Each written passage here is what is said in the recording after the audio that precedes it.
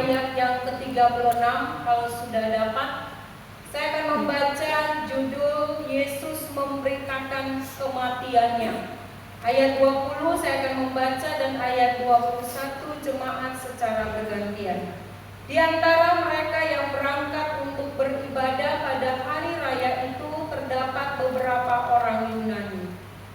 Orang-orang itu pergi kepada Yesus yang berasal dari Betsaida di Galilea, lalu berkata kepadanya, "Tuhan, kami ingin bertemu dengan Yesus." Filipus pergi memberitahukannya kepada Andreas. Andreas dan Filipus menyampaikannya pula kepada Yesus. Tetapi Yesus menjawab mereka, katanya, "Telah tiba saatnya Anak Manusia dimuliakan. Aku berkata kepadamu, sesungguhnya jikalau biji gandum tidak jatuh ke dalam tanah dan mati, ia tetap satu biji saja. Tetapi jika ia mati, ia akan menghasilkan banyak buah. Barang siapa mencintai nyawanya, ia akan kehilangan nyawanya. Tetapi barang siapa tidak mencintai nyawanya di dunia ini, ia akan memeliharanya untuk hidup yang kekal. Barang siapa melayani aku, ia harus mengikut aku, dan di mana aku berada, di situ pun pelayanku akan berada. Barang siapa melayani aku, ia akan dihormati Bapa." Sekarang jiwaku berharu, dan apakah yang akan kukatakan? Bapa, selamatkan aku dari saat ini? Tidak, sebab untuk itulah aku datang ke dalam saat ini. "Bapa, muliakanlah namamu." Maka terdengarlah suara dari sorga, "Aku telah memuliakannya, dan aku akan memuliakannya lagi." Oh iya, betul. Ada pula yang berkata, seorang malaikat telah berbicara dengan dia. Jawab Yesus, "Suara itu telah terdengar bukan oleh karena aku, melainkan oleh karena kamu." Sekarang berlangsung penghakiman atas dunia ini. Sekarang juga penguasa dunia ini akan dilemparkan keluar. "Dan aku, apabila aku ditinggikan dari bumi, aku akan menarik semua orang datang kepadaku."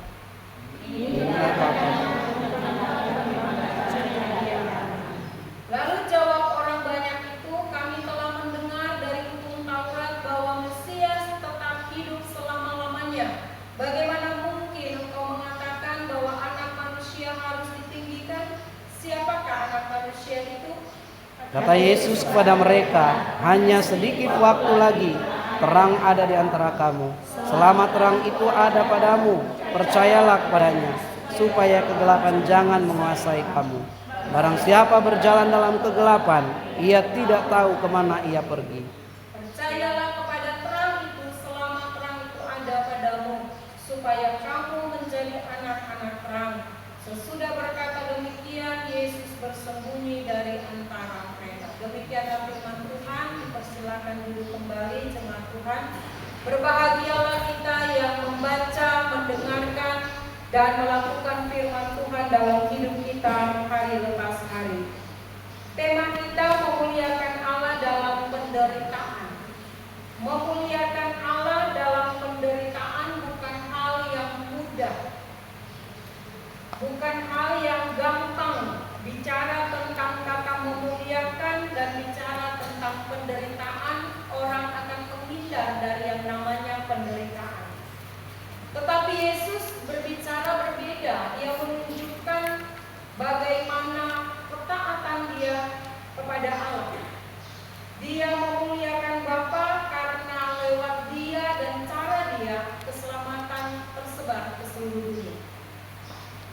Bapak Ibu jemaat Tuhan, kitab Yohanes berbeda dengan kitab sinoptik yang lain dalam cara menulis. Walaupun sama-sama mengangkat tentang Yesus, tentang riwayat Yesus, kejadian yang terjadi, tapi cara Yohanes menulis, mengungkapkan, dan cara Yohanes berbicara dalam penulisannya agak sedikit berbeda. Kenapa? Karena dalam sinoptik yang lain seperti Matius, Markus, Lukas, Lukas 3 Injil itu berbicara tentang kejadian atau peristiwa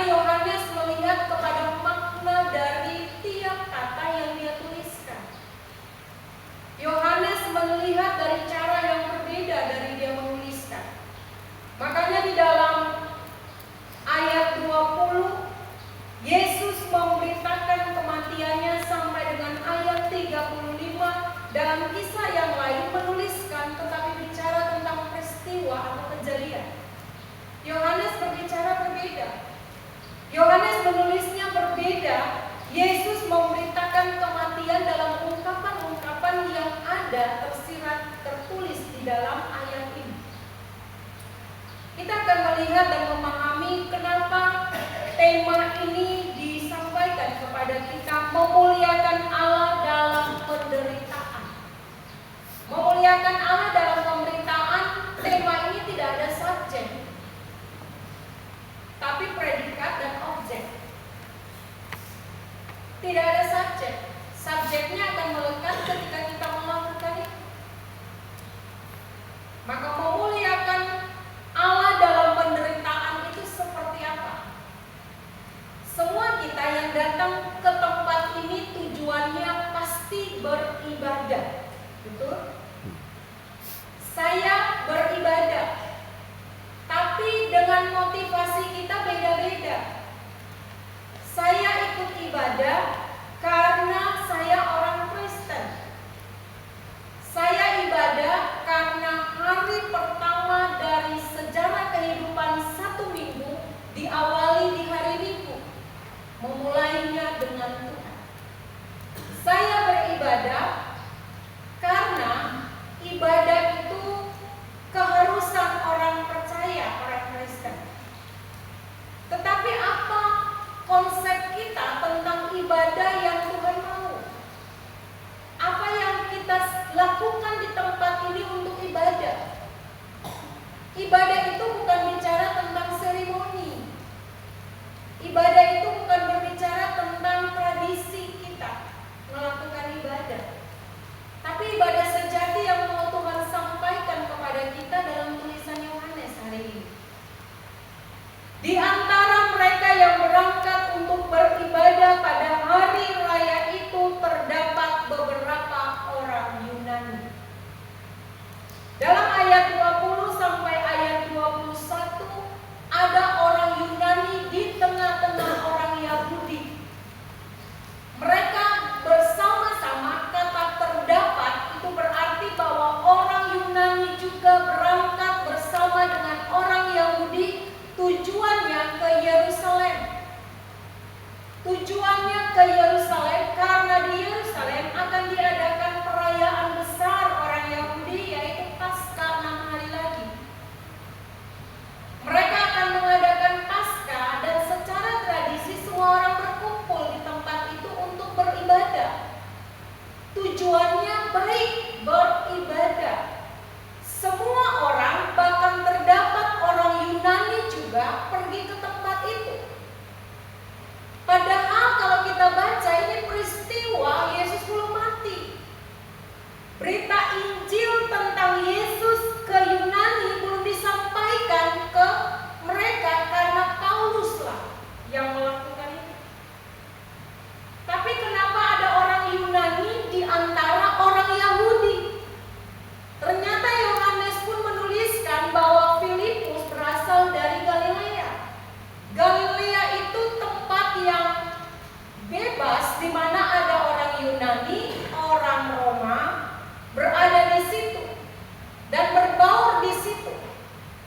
Sehingga Yesus ini juga terdengar, yang Yesus terdengar Yesus ini bukan kematiannya, bukan kelahirannya, bukan dia datang nantinya, tapi yang didengar oleh orang Yunani ini adalah spektakuler yang Yesus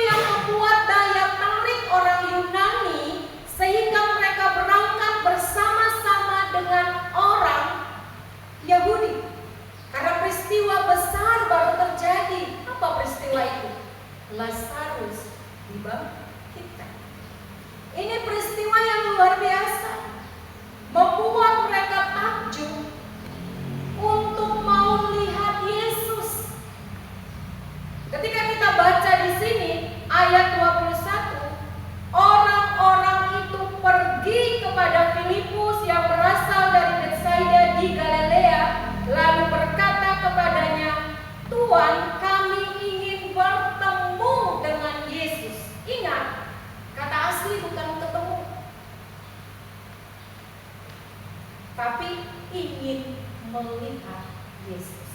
Beda. Ingin melihat Yesus karena daya tarik Yesus yang membuat orang Yunani akan datang karena mau lihat figur Yesus. Hanya batas lihat Yesus sebagai tokoh yang hari itu lagi viral. Yesus dilihat sebagai pribadi yang buat mujizat, yang punya keajaiban-keajaiban dalam dirinya. Sehingga mereka memohon, kata berkata dalam terjemahan ini, tapi dalam terjemahan aslinya mereka memohon supaya melihat Yesus. Sungguh-sungguh mau melihat Yesus, tapi pemahaman tujuan mereka lihat Yesus beda. Mereka melihat Yesus karena mereka melihat nih orang yang kasih kebangkitan terjadi bagi Lazarus ini bagaimana orang. Peristiwa ini juga terjadi pada kisah Sakeus. Sakeus ingin lihat Yesus karena dosa yang membuat dia tidak bisa berhadapan dengan Yesus. Dia umpet naik di atas pohon. Lalu dia bilang, apakah orang itu? Itu artinya bahwa ketika Yesus belum mati, tidak ada bisa seorang pun jumpa dengan dia, karena ada batasan yang sedang terjadi.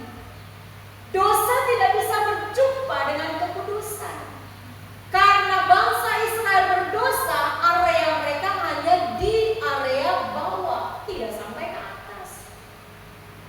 Mereka harus cuci tangan, harus bersihkan baju, harus mandi. Hari itu benar-benar puasa, baru Allah berbicara. Zaman sekarang kita minum di gereja boleh, kita kasih karunia, makan permen boleh. Zaman dulu punya mati. Pergerakan sedikit tanpa dikehendaki Allah mati. Makanya zaman kasih karunia Yesus begitu luar biasa. Dia korbankan hidup bagi Bapak, Ibu, dan saya, maka kita bebas lakukan apapun karena kasih karunia. Orang Yunani dia tidak bisa paham tentang Yesus karena Yesus belum mati. Berita tentang kedatangan Yesus belum menyentuh dirinya. Makanya ketika dia cari Filipus, dia datangi Filipus karena Filipus orang Bethsaida, orang Galilea. Maka dia nyaman kalau bicara dengan Filipus, karena Filipus pasti tahu bahasa Yunani. Karena kata Filipus namanya itu dari bahasa Yunani. Kalau kamu pengen tahu seseorang, cari seseorang di tempat itu, lebih nyaman tanya orang yang bisa kita percaya atau kenal.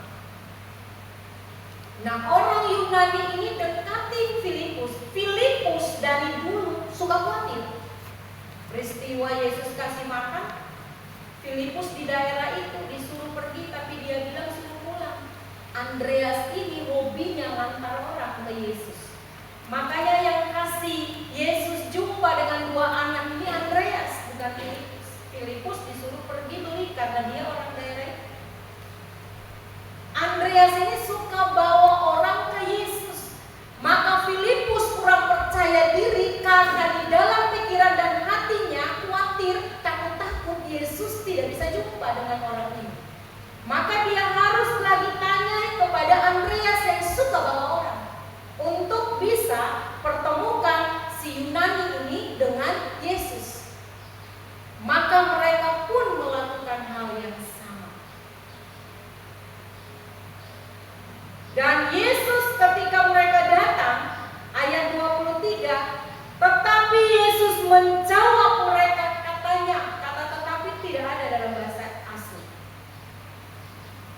Yesus menjawab mereka, katanya, telah tiba saatnya Anak Manusia dimuliakan. Selama ini Yesus selalu bilang, belum saatnya. Dia lakukan mujizat ketika mau disampaikan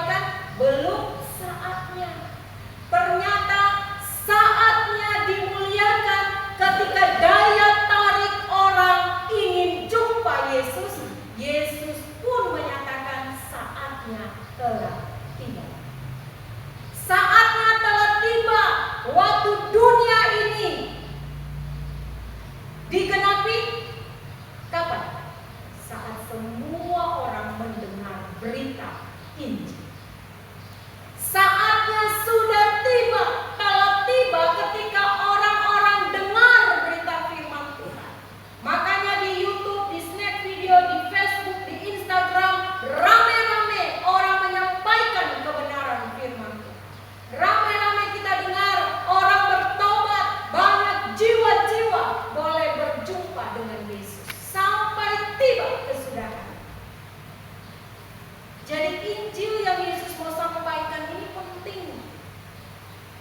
Orang Yunani, mereka datang ke Yerusalem beribadah kepada Allah dalam perayaan Paskah. Benar-benar luar biasa. Padahal mereka bukan orang Yahudi. Tapi mereka datang karena mereka ingin lihat Yesus sang pembuat Injil. Apakah kita datang hari ini ke ibadah juga hanya seremonial? Datang ke ibadah hari ini hanya perayaan. Tahu perayaan?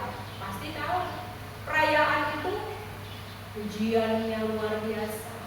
Perayaan itu goyang kita dalam pujian.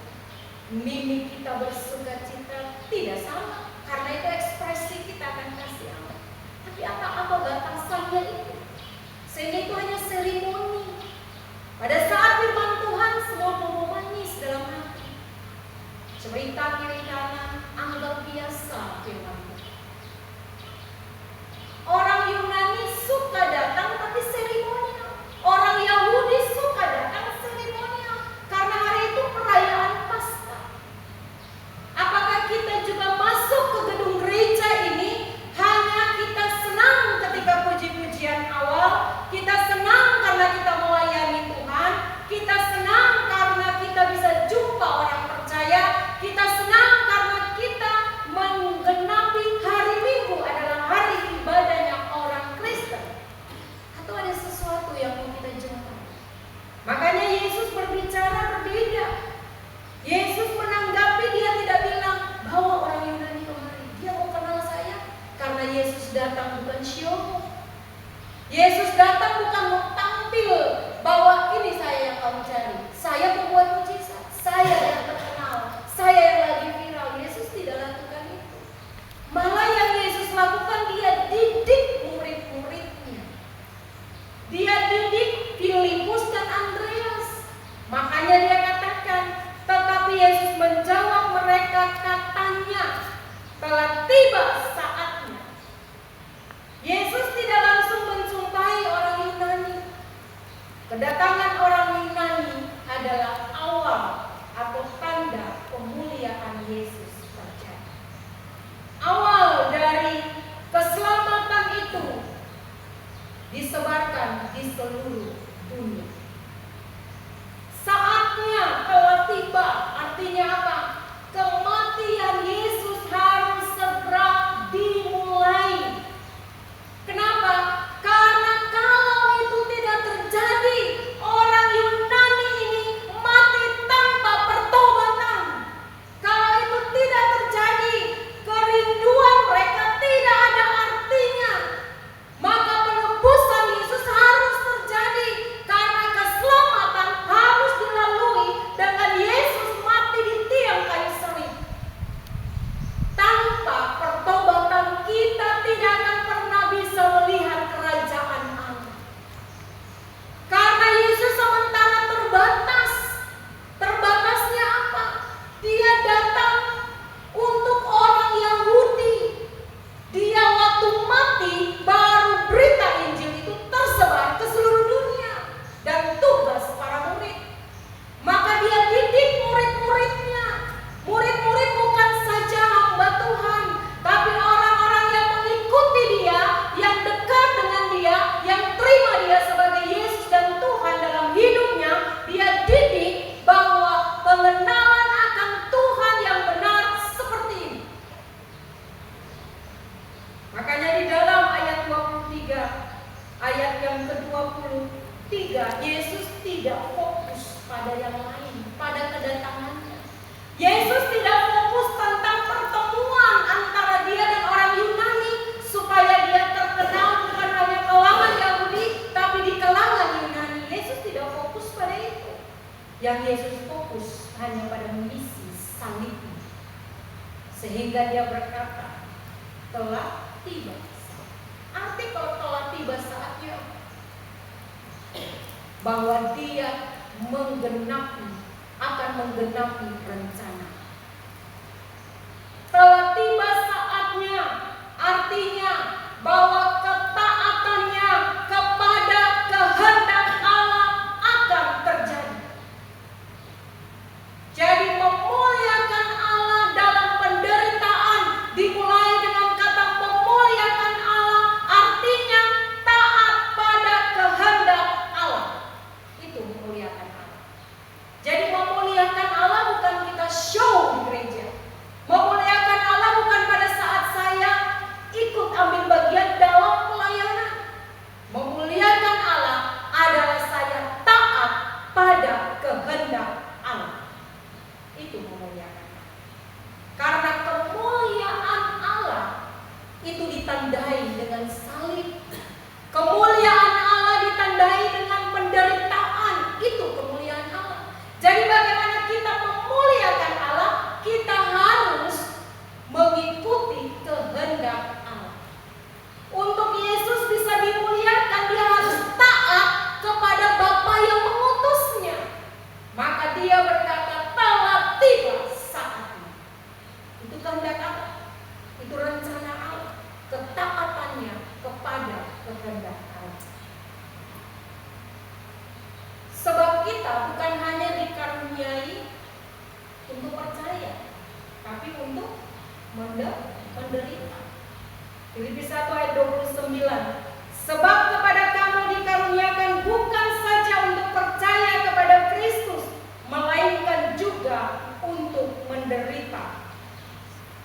Jadi bukan hanya percaya, bukan hanya saya kenal Yesus, saya terima Yesus sebagai Tuhan dan Juru Selamat, hanya sampai di situ, tidak.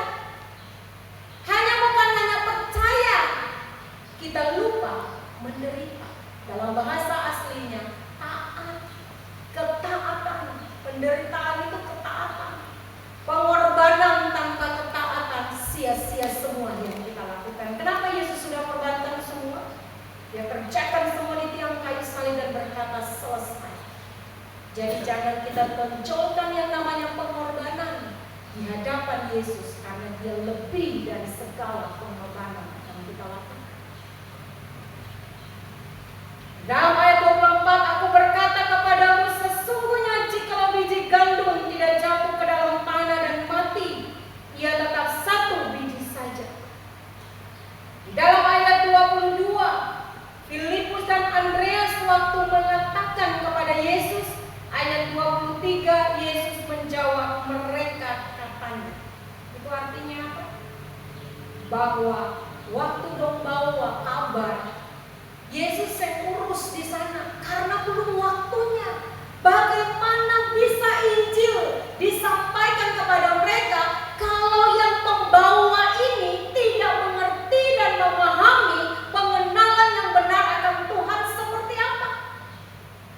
Makanya kita datang ke gereja, kita keluar jadi tidak berkat, jadi tidak menjadi berkat karena pengenalan kita kepada Tuhan ini miring.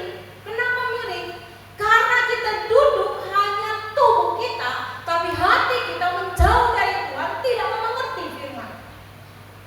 Karena waktu kita tidak mau mendengar firman, Tuhan bilang aku menolak engkau.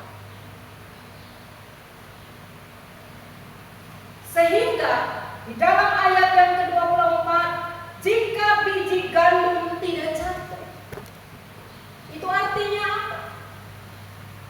Artinya bahwa Yesus mau sampaikan kepada murid-muridnya, orang-orang yang telah bersedia mengikutinya, yang bersedia menerimanya sebagai Tuhan dalam hidupnya, bahwa ikut Tuhan harus ada proses pertumbuhan. Ikut Tuhan harus ada proses pertumbuhan. Makanya dikatakan memuliakan Allah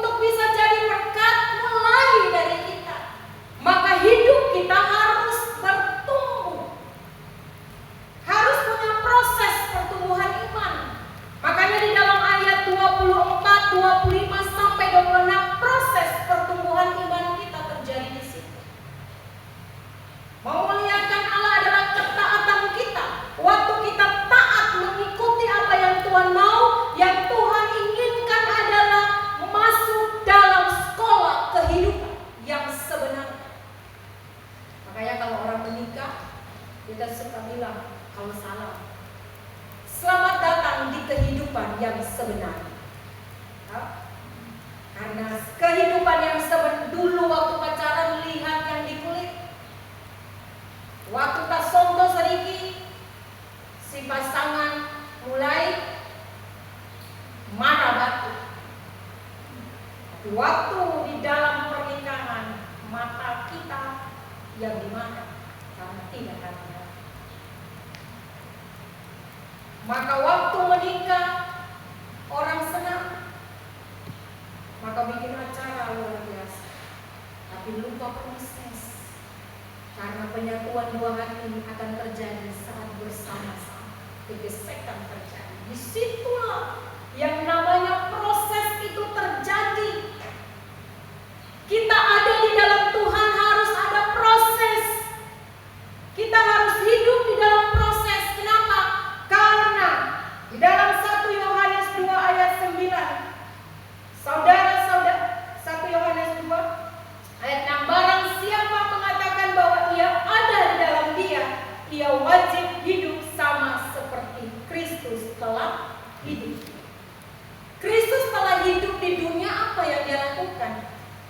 Kita lihat pelayanannya, kita lihat caranya, kita lihat semua yang Dia lakukan seperti itu. Wajib ikut seperti yang Yesus lakukan. Makanya kita harus ada di dalam proses.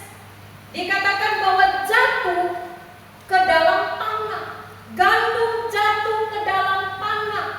Kenapa ke dalam tanah? Dalam Kejadian 1 ayat 11 Tuhan bilang apa? Tuhan berfirman kepada tanah. Tuhan memberi kuasa kepada tanah untuk menumbuhkan. Jadi proses kehidupan kita untuk kita bertumbuh harus dari dalam tanah. Bukan berarti atau mati. Karena di dalam tanah itu tidak enak. Di dalam tanah itu sempit, tidak bisa bernapas. Di dalam tanah itu tidak bisa melakukan apa-apa. Maka pembentukan yang kita alami, penderitaan yang kita alami, kita harus jatuh dalam tanah, ke dalam tanah dan mati. Ke dalam tanah dan mati. Artinya bahwa kita harus mati terhadap dosa-dosa masa lalu kita. Untuk mau bisa menghasilkan buah, kita harus menghasilkan, harus bertumbuh di dalam pembentukannya Tuhan. Tidak enak. Siapa yang bilang enak kalau karakter kita dibentuk? Di ke dalam tanah dan mati.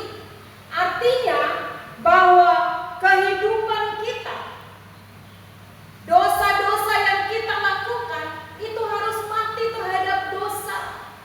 Jangan lagi mau kenakan pakaian yang sudah lama diambil lagi untuk dipakai. Dosa-dosa yang sudah kita buang jangan lagi kita ambil.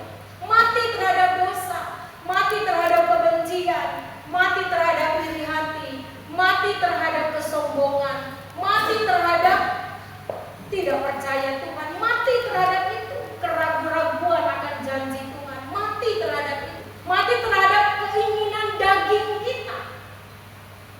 Kita harus mati, kita harus hadapi yang namanya dalam proses, jatuh ke dalam tanah. Jadi pertumbuhan kita ditentukan di mana kita ada di dalam, masuk ke dalam tanah, ke dalam keadaan yang tidak nyaman. Karena iman dihasilkan bukan tanpa penderitaan. Iman itu hasil dari penderitaan. Kan? Abraham bisa beriman dihasilkan lewat penderitaan yang dialami penantian anak. Bapak Ibu bisa punya iman karena dihasilkan lewat penderitaan. Pergumulan yang diizinkan Tuhan terjadi dalam hidup kita. Dan proses-proses ini yang harus kita alami. Proses yang kita alami, yang pertama ayat 25, menyangkal diri untuk bertumbuh. Barang siapa mencintai nyawanya, ia akan kehilangan nyawanya. Tetapi barang siapa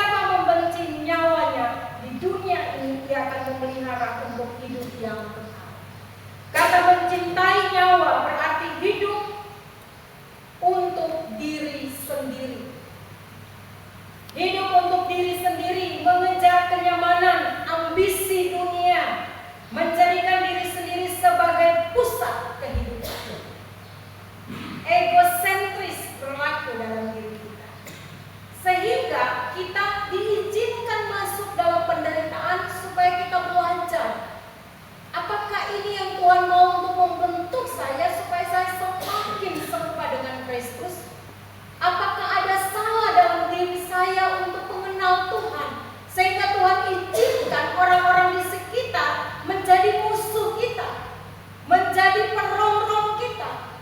Jangan salahkan orang di sekitar, tapi lihat bagaimana posisi saya di hadapan Tuhan.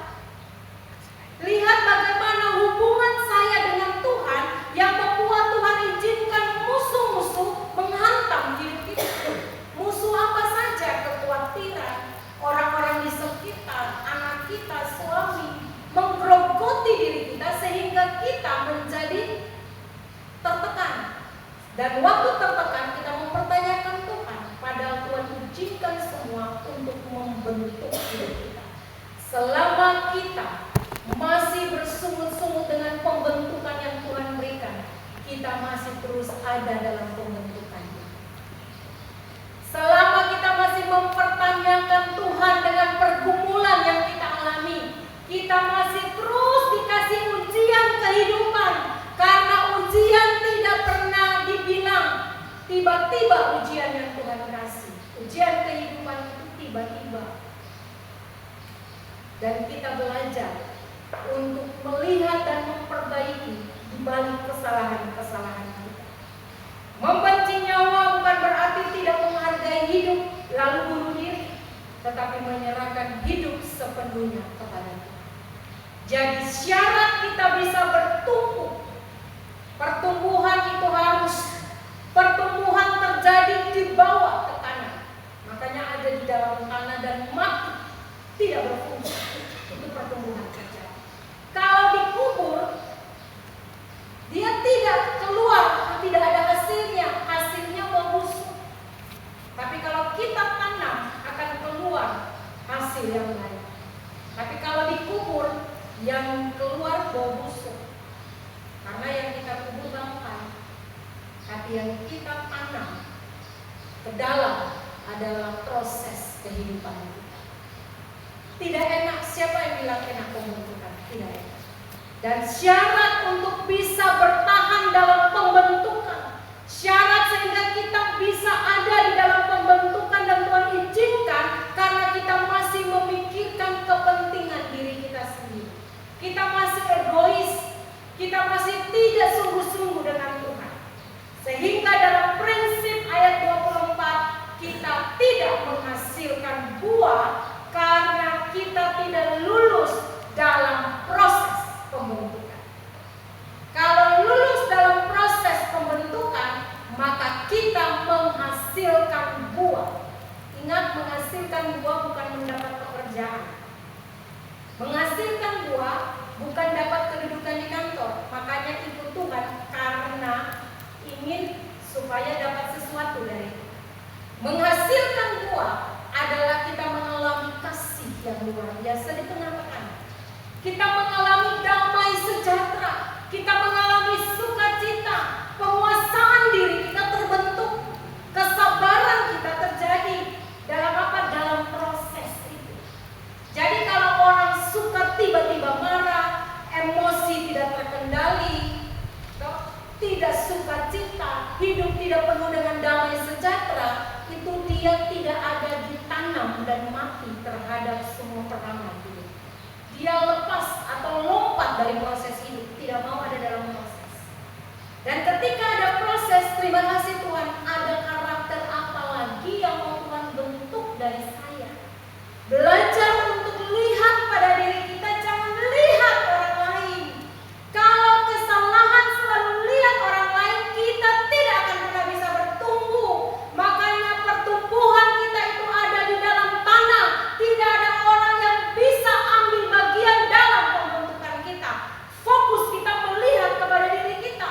Matikan semua yang bersifat duniawi, apapun itu. Setiap kita tahu apa yang bersifat duniawi. Tahu kan?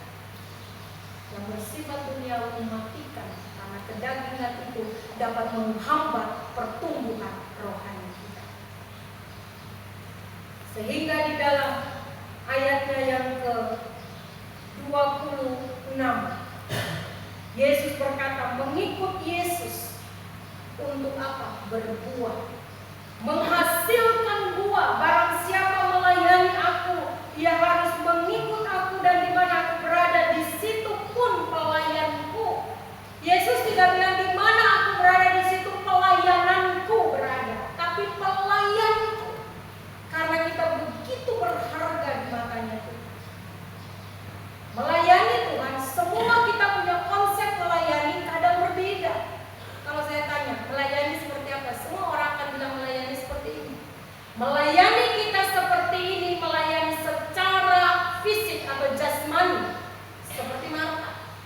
Jadi jangan berpikir Marta melayani itu sibuk-sibuk hanya taruh makanan-makanan, sibuk-sibuk hanya di dapur. Kami bicara tentang pelayanan, melayani tidak pernah ditegur oleh Tuhan. Tuhan tidak pernah menegur siapapun yang melayani, karena semua orang percaya harus melayani Tuhan. Dia tidak menegur, tapi cara melayani itu yang ditegur Tuhan. Ada dua melayani dilakukan oleh Marta dan Maria. Marta melayani secara jasmani. Pelayanan secara jasmani apa? Seperti ini, saya berkata. Melayani secara jasmani apa? Pemimpin pujian memuji Tuhan. Pelayanan secara jasmani apa? Asar, mengantarkan jemaat masuk. Singers, memuji Tuhan. Itu pelayanan secara jasmani. Tapi yang Tuhan inginkan pelayanan rohani apa? Maria duduk di kaki Tuhan dan mendengarkan firman Tuhan. Yang Tuhan mau adalah melayani kita semua sementara melayani Tuhan. Yang berdiri di tempat ini plus melayani Tuhan. Plusnya apa? Kita melayani Tuhan dengan cara kita mau berikan yang terbaik bagi Tuhan. Tapi Maria melayani Tuhan adalah cara terbaik dari Tuhan mau kasih kepada Maria. Makanya Maria duduk di kaki Tuhan tanpa bicara. Yang Maria lakukan dengar firman itu. Dan itu yang Tuhan mau. Kalau Marta, dia melakukan tugas secara jasmani, mulut dan tangannya bicara. Marah sana, marah sini. Tunjuk pelayanannya, mau diagungkan, mau kepentingan pribadi, cari muka dengan Tuhan. Itu kita. Sementara kita melayani seperti itu, datang pelayanan seperti itu, makanya dimurnikan ibadah yang sejati itu yang mana? Pelayanan kita yang kita lakukan melayani, Tuhan suka. Tapi cara kita melayani itu yang ditegur keras oleh Tuhan. Maria tanpa perkataan, dia duduk dan dengar firman. Maka serangkaian ibadah yang kita lakukan adalah seremonial. Seluruh ibadah yang kita lakukan hanya untuk supaya kita menyenangkan Tuhan dengan cara kita. Makanya liturgi bebas untuk semua gereja. Untuk apa? Untuk mau menyatakan bagaimana saya mengagungkan Tuhan. Tetapi satu saja yang Tuhan mau dari kita semua. Duduk dengar firman Tuhan. Bukan khotbah. Khotbah ini ada di dalamnya humor. Makanya orang pergi keluar dari gereja waktu ditanya ayat firman yang ingat humornya, yang ingat kesaksiannya, tapi tidak ingat firman Tuhan yang bicara buat dia hari itu apa. Makanya waktu ditegur dengan firman Tuhan, dia marah, menolak firman Tuhan, bahkan sampai membenci hamba Tuhan. Tapi bagi kita hamba Tuhan, jangan pernah menaruh di hati. Biarkan mereka, karena kasihan mereka yang menolak terus bagian Tuhan yang akan berbicara kepada mereka. Jadi yang Tuhan mau hari ini Bapak Ibu juga melayani Tuhan. Jangan bilang kita sering melayani Tuhan, kita hanya duduk datang gereja. Tahukah kita duduk datang ke gereja itu melayani Tuhan? Pada saat kapan? Bukan pada saat ujian. Tapi melayani Tuhan pada saat kapan? Pada saat saya sementara menyampaikan firman Tuhan dan Bapak Ibu mendengarkannya karena mau sesuatu yang Tuhan bicara untuk saya menghasilkan. Itu melayani. Sehingga yang Yesus mau harus ditanam. Tanpa proses pembentukan kita tidak akan pernah dewasa di dalam iman. Hidup tiap hari menjadi tidak berkat, menjadi momok, menjadi tidak nyaman bagi orang lain. Kebencian, ketidaksukaan, keraguan-raguan, kekhawatiran melanda hidup kita. Sehingga ketika kita gagal, kita menyalahkan Tuhan, lupa bahwa diri kita tidak mau ada dalam proses itu. Maka proses itu penting karena akan mendapat hasil. Buah yang didapat Sehingga di mana aku berada, di situ pun pelayanku berada. Bahagia kita, kita pelayan-pelayan Tuhan. Kita hamba-hamba Tuhan. Di mana Tuhan berada, kita pun berada. Kenapa? Karena cara kita melayani itu yang disukai oleh Tuhan adalah dengarkan firman. Sehingga kita tidak bisa bertumbuh karena kita tidak mati bagi diri kita sendiri. Kita mengikuti Tuhan Yesus tidak dengan kata-kata, dan kita pun juga akan membuahkan hasil yang busuk dan menjadi benalu bagi sesama. Apakah dalam mengikuti Tuhan dan proses tidak ada tantangan? Ada tantangan. Tantangan yang kita dapatkan. Sehingga dikatakan ayat 27, sekarang jiwaku terharu, dan apakah yang kukatakan, Bapa selamatkan aku, dan saat ini tidak, sebab untuk itulah aku datang ke dalam sana. Apakah dalam proses hidup tidak ada tantangan? Ada. Tantangan dari mana paling besar?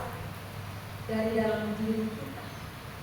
Kalau tidak pernah berdamai dengan diri, lihat orang lain menjadi musuh. Tantangan terbesar diri kita, Yesus berbicara, dia menempatkan dirinya sebagai manusia, bahwa hatinya tergoncang. Dalam bahasa asli tergoncang, dalam terjemahan di sini terharu. Terharu bukan dia menangis. Ya, orang yang suka menangis mengasihani dirinya sendiri. Waktu masalah mengasihani diri, menangis terus sepanjang hari, itu masalah yang harus dia selesaikan. Yesus bilang, aku tergoncang hatiku. Apakah aku mau bilang kepada Bapa? Tidak. Karena untuk itulah aku ada, untuk mengerjakan tugas. Kita adalah orang-orang yang membawa terang. Kalau kita saja lemah dengan tantangan hidup, bagaimana kita bisa menyampaikan kepada orang lain bahwa harus bisa kuat di dalam Tuhan? Kalau saya saja khawatir, bagaimana saya bisa bilang anak saya tidak boleh khawatir? Kalau saya saja mengharapkan dokter percaya pada obat-obat tanpa datang dulu kepada Tuhan, bagaimana saya bisa katakan kepada anak saya untuk bertumbuh dalam iman dia? Tidak akan pernah bisa. Karena dia akan melihat papa mama juga seperti itu, kakak juga seperti itu, oma opa juga seperti itu. Maka dimulai dari proses itu, dimulai dari diri kita. Tantangan terbesar adalah dari diri kita. Sehingga di dalam ayat 28, muliakanlah namamu, maka terdengarlah suara dari sorga, aku telah memuliakannya, dan aku akan memuliakannya lagi. Orang banyak yang berdiri di situ dan mendengarkan berkata bahwa itu bunyi guntur. Ada pula yang berkata seorang malaikat telah berbicara. Jadi bukan saja tentang diri kita, tapi juga orang-orang di sekitar kita yang lemah imannya, yang tidak percaya kepada firman Tuhan, mereka bisa menjadi batu sandungan bagi kita. Orang-orang di sekitar kita yang tidak kuat dengan firman, bagaimana dia bisa menumbuhkan iman kita? Dia malah menjadi peraurang, bahkan dia membuat kita semakin menjauh dari Tuhan. Kata-katanya tidak benar. Dia bisa bilang marah saja. Dia benci situ, marah dia. Karena dia suka situ, pukul dia, bencilah dia. Itu orang-orang yang tidak mau bertumbuh, menghindar dari pembentukan. Sehingga mereka waktu mendengar suara Tuhan, mereka tidak paham, mereka tidak mengerti bahwa yang Tuhan mau ini. Sehingga mereka memberikan penyampaian yang salah kepada orang yang sementara bertumbuh dalam tekanan. Makanya di lingkungan kita berada, kita harus bisa memilih teman yang mampu membuat saya bertumbuh dalam Tuhan. Semakin kita dewasa di dalam Tuhan, komunitas kita akan semakin sempit.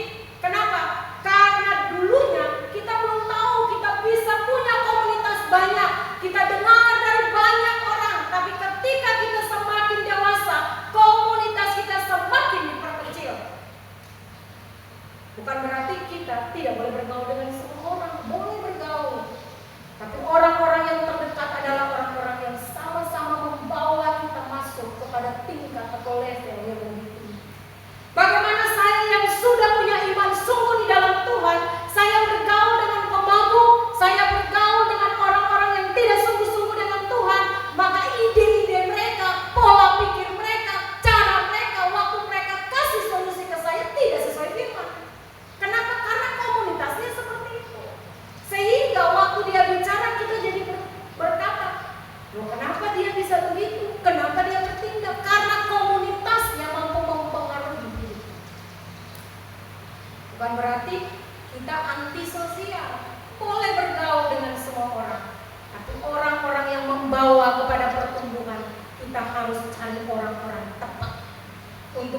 bawa kita kepada Tuhan. Kalau dia sudah lihat bahwa beta milih minta maaf, beta saya akan pernah bergaul.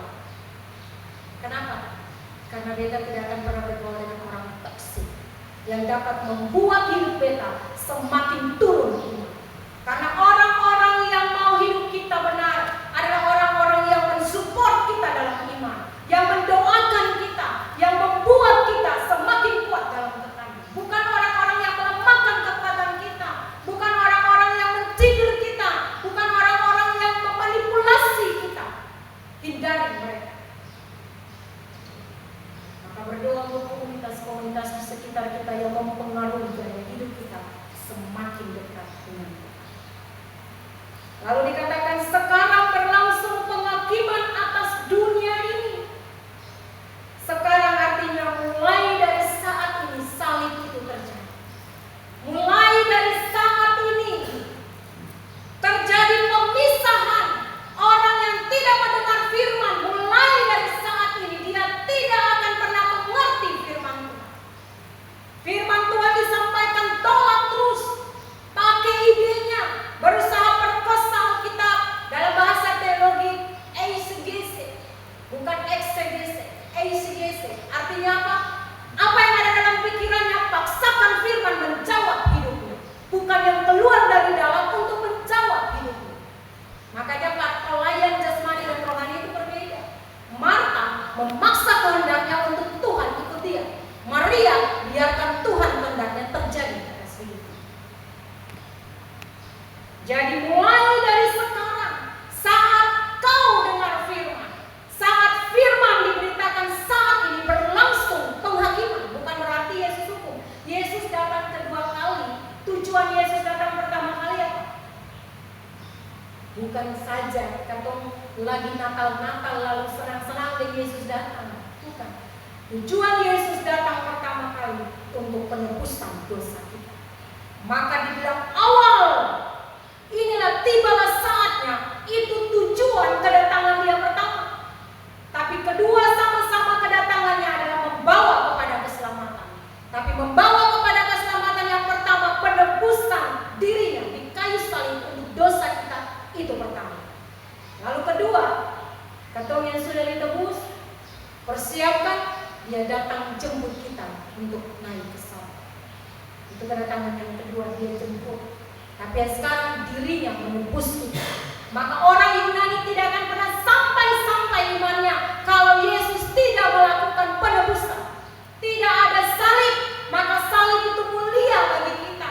Salib itu luar biasa, pengorbanannya begitu hebat bagi kita. Karena tanpa itu keselamatan tidak bisa kita raih. Jadi Yesus harus melalui penderitaan dan salib. Kita pun juga untuk memperoleh surga, sudah terima Yesus harus melalui jalan penderitaan. Itu harus melalui jalan penderitaan. Jadi waktu menderita, biarkan hidup diproses dan ditanam. Orang lain bicara apa, saya tetap pegang kepada firman. Maka hidup kita harus diubah mulai dari diri kita, bukan orang. Jangan pernah menuding-nuding orang atas kesalahanmu, atas kejahatanmu, atas kegagalanmu. Jangan pernah menyalahkan orang kiri kanan karena si anu, si ini dan si itu. Tidak, karena dirimu sementara menjadi objeknya Allah dalam kasih karunia.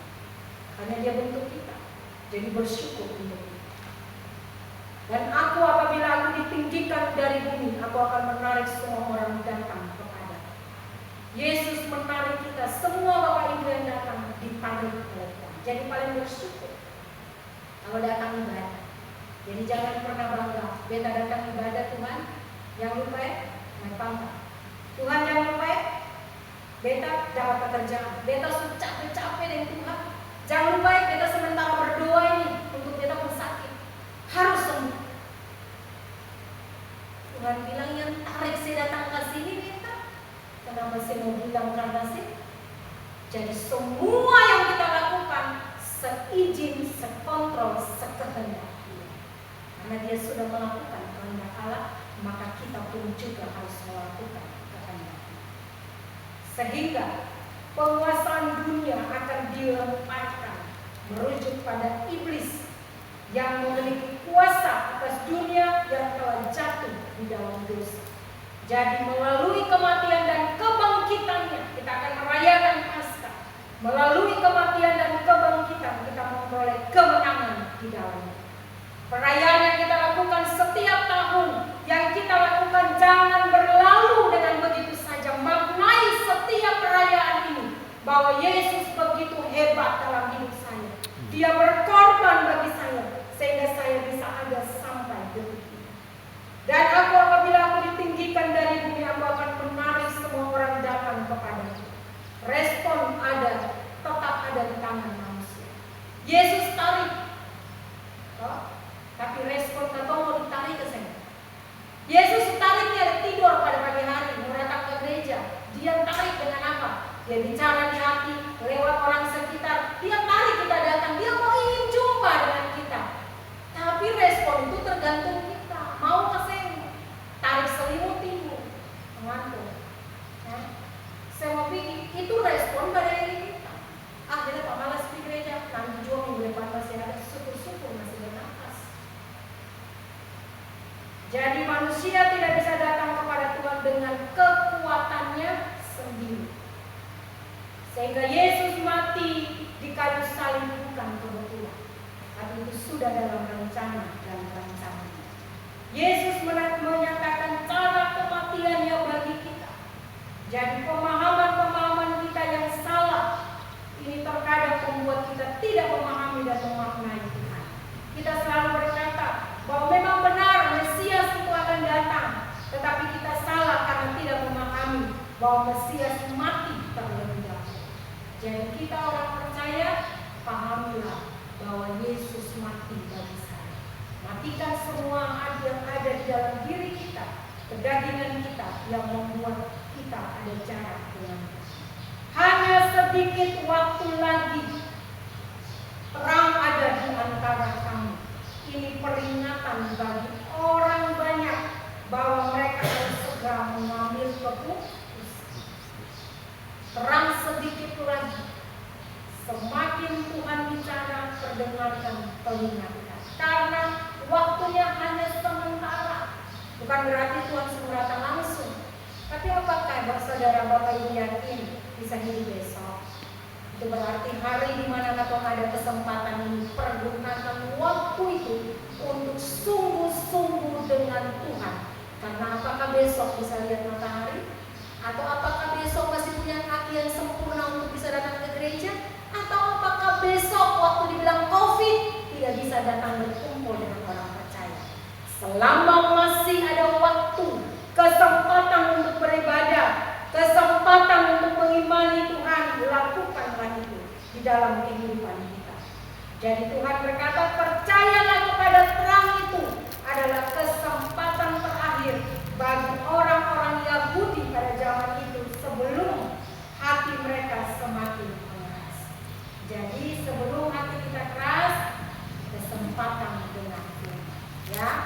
Jadi setiap kita yang datang beribadah, yang paling tertinggi dari ibadah adalah firman, bukan kita yang khotbah. Karena bisa saja kita khotbah di dalam khotbah itu ada humor, ada cerita-cerita tentang pribadi. Tapi firman Tuhan yang harus diagungkan bagi kita. Pasang telinga baik-baik, dengar firman, jangan mengantuk. Hari-hari mengantuk, biarkan di rumah. Maka hari di mana atau bisa hari Sabtu. Memang hari Sabtu itu hari di mana atau punya hari harus rest sungguh-sungguh supaya apa bisa datang ibadah saya mengantuk. Tapi kalau yakin dengan kemampuan bahwa hari Minggu bisa atau tidak mengantuk, silakan hari Sabtu di kemana saja. Kayak biasa kita kemarin itu hari Sabtu sampai lalu kita sudah persiapan sudah semampu lagi di jam 2, saya kuat lagi dari jam 3 sampai jam 5. Susah sama. Kalau kata bisa pun saya marah memang begitu. Tapi ingat cara kita melayani itu yang penting. Dan biarlah firman Tuhan hari ini membawa kita lagi semakin mengasihi Tuhan. Bahwa kita sungguh-sungguh membuat Tuhan mengasihi kita karena kita melihat bagaimana cara Allah bekerja dalam hidup kita. Hati yang keras menyebabkan kehilangan Yesus. Makanya di dalam ayat 36 yang terakhir dibilang, saat seseorang terus menolak Yesus, ada titik di mana Yesus bersembunyi dari diri. Ada saat di mana kita berdoa sampai meraung-raung, Yesus sudah tidak dengar lagi. Dia menolak hidup kita. Roma 1 ayat 24. Allah menyerahkan mereka kepada keinginan mereka sendiri jika terus menolaknya. Jadi kesempatan untuk percaya, respon panggilan Tuhan. Jangan sia-siakan. Ada waktu keluar dari sini, banyak di luar sana untuk nonton, untuk berkecimpung dengan segalanya. Ada waktu yang ada banyak yang kita lakukan. Tapi di sini hanya 2 jam. Dari jam 9 sampai jam 11. Dengar firman Tuhan yang puncak, mau cepat-cepat. Dengar Tuhan tuh sing suka. Tapi show di hadapan Tuhan suka dengan sekarang cara melayani Tuhan yang membuat dia interest dengan Tuhan. Dan biarlah firman Tuhan hari ini membawa kita untuk semakin lagi menjaga hati kita di hadapan Tuhan, memuliakan Allah dalam penderitaan. Endingnya di mana apakah Tuhan mau menolak kita, dia bersembunyi dari kita, tergantung pada proses hidup kita. Amin. Kepada Tuhan, mari kita